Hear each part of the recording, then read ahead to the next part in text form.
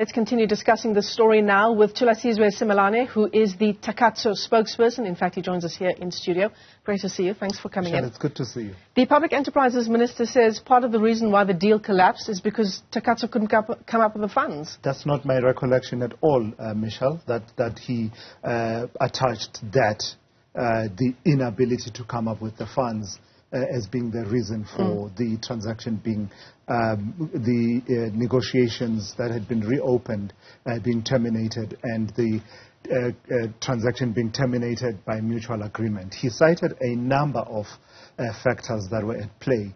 The fact of the matter is that actually this mutually agreed termination was triggered by Takatso itself.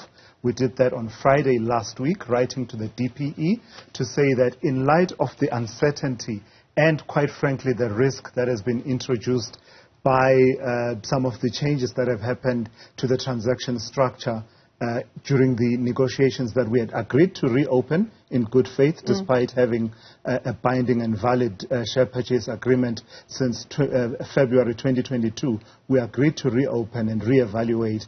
But the changes to the structure are so complex that we foresaw quite a number of complexities emerging even from there that would have further elongated what has already been a long process. Yeah. And we decided it was no longer in the interest of our stakeholders to continue with that. So the issue of not being able to come up with funding, I can address it at length if you want, but there was no longer an issue of dispute or divergence between the two parties. It had been ticked in green in some of the decks between the parties with a clear path of how the money was going to flow.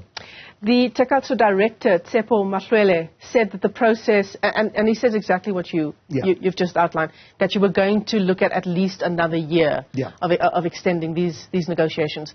But why not do another year? You've already done 3. You come to a point, Michelle, where you say 3 years already is a very long lead time for any transaction to be implemented. The Competition Commission phase on its own was quite involved and intense with a lot of back and forth requests for information. Then came the Competition Tribunal stage. You still have, so some of the conditions precedent to this are not within our control. For instance, the whole issue around the exit of the Takatso minorities, the 20% minority shareholders. We had to allow them to try and find buyers for that 20% stake. And when that was not progressing as we would have wanted to, we then started talking to them about what are the options. Is there an option that we purchase that 20% from you? That's not something you control because willing buyer, willing seller, who knows when that will happen. The SAA amendment bill was withdrawn from Parliament. We're going to elections now in May. We return from those elections and the first sitting sometime in June. Who knows when someone will say, let's table SAA amendment bill again. That's a long lead time. Further regulatory requirements were still to be implemented, such as the licensing conditions and regulatory regime. And that also takes its own time. You then come to a point where you say, is this still in the interest of our stakeholders? And we concluded that it's no longer in the interest of our stakeholders. And did Takatso conclude this recently, or were there moments in the past 3 years with the media reports, court cases against the deal? Were there other moments in this process where Takatso considered getting out of the deal because it was just too much trouble? The 2 issues you mentioned, court cases, there was one court case, the Toto case. It was never advanced further, which is a great pity because we were ready to answer to that case at length. The media reports, we see from time to time people of, I don't know, quite frankly, charlatans being given platforms to speak without accountability being exerted on them, the likes of Takatso Tlakudi, who gets a lot of airplay with this particular news station, including last night. And, that's not at the heart of the issues. It's part of the cacophony of noise that you have to deal with. But at the end of the day, it wasn't about the political pressure, the noise that you're hearing from the voices that I just mentioned. It came down to, business-wise, as an investor, does this make sense for your stakeholders? Can you continue to drag this process along going forward? Also keeping in mind that, some of our stakeholders, the majority shareholder in Takatso, Harris General Partners, has its own programs and plans that it wants to implement, and you're tying up resources in this transaction for over 3 years. What do you get out of it? Yeah. Well, let's discuss Takatso Tlhakude when he's actually here to defend himself. But the question I was asking is... Well, can I come in there, Michelle? Go for it. The only reason I raise his name is that he was on this platform last night and he had a lot of things to say. And so his name, it is fair. If anyone deserves right of reply, actually, in this instance, it's me. Because he was on a platform where, again, he was allowed to rubbish a process that he led. And I don't know, it's a strange phenomenon that he continues to enjoy credibility, certainly with broadcast media, given how much Let me come in there and say, let's get you both on. Yeah. Let's get you both on at a different time. I'm not debating him. No, not at all. All right. Well, yeah. I mean, I can't have you guys separately bashing each other on the platform that you're on the platform that you're discussing, which is Newzroom Afrika, and you've come into studio to talk to us this afternoon. Let's talk about other issues that could have affected the deal. Was there an issue, for an example, with the department asking Takatso to divest from other partners before the deal is signed? Was that what I'm trying to come at? Is, and I think this is an issue for many ordinary consumers, not those of us who are analysts in the field of aviation, but those of us who are in South Africa and we have, as taxpayers, a stake in South African Airways. Right? And the problem is that many people, like perhaps me even, we don't really understand how this deal would have benefited the country, would have benefited SAA in the main. So what I'm trying to pinpoint is, were there other points in the deal where things became questionable for Takatso? The one example you cite, the divestiture condition, it's not unusual in competition regulation, in the competition regulation space, but the manner in which it is to be implemented, right? You have the option of sometimes the regulators, the competition tribunal will say, go ahead, implement, but your minorities or these shareholders must exit within a year, 2 years of the deal being implemented. But we had a condition that was a fix it first. So these concerns about their impact on competition, their participation in Takatso and its impact on competition was such that the tribunal felt that fix it first. Until you have exited your minorities, you cannot implement the deal.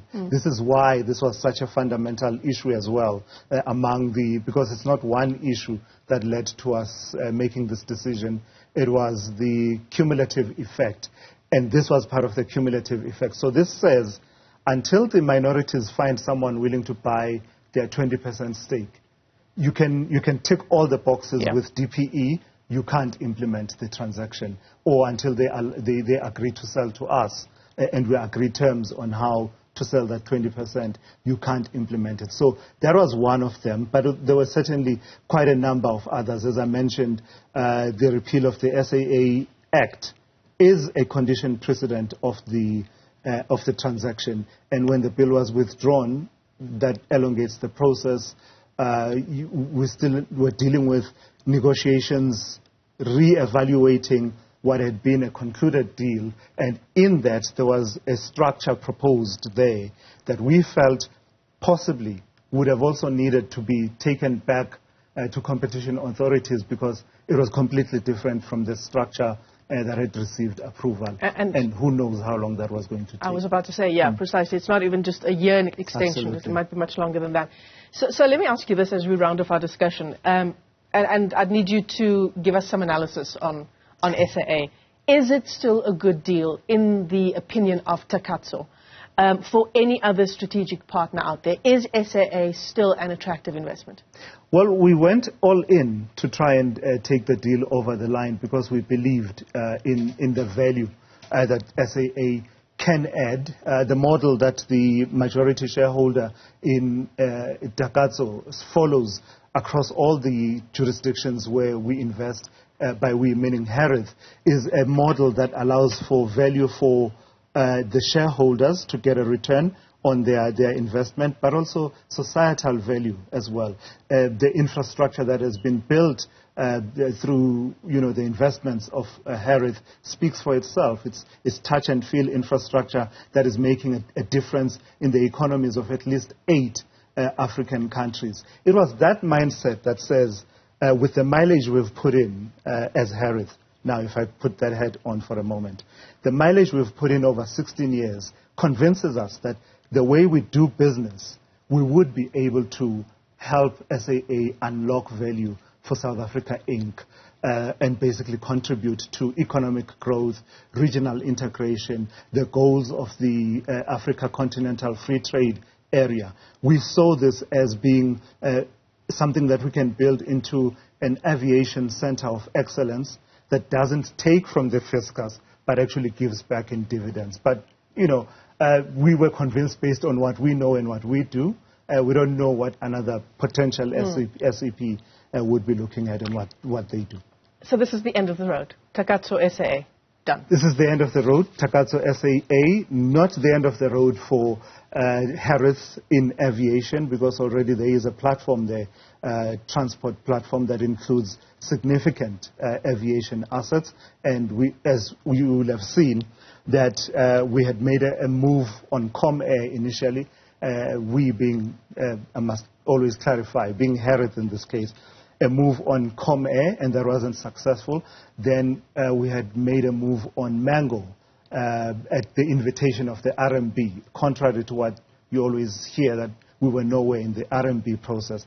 We had been invited to suss out our appetite for that. And there we had expressed an interest in Mango. And then, of course, came the departmental process in which we made the expression of interest in SAA. So that tells you our thinking. So what are you saying? Aviation as a growth sector. Exactly. Are you saying that Harith is still interested in investing in aviation in South Africa? Oh, I want limited geographically, and that's how we work. We are Pan-African, proudly Pan-African. If the opportunities make sense in South Africa, most definitely. But if we see the opportunities making sense elsewhere on the continent, and perhaps a bit of both, who knows, Michelle? Who knows? Thulasizwe, Simelane, pleasure talking to you. Thanks for coming into studio.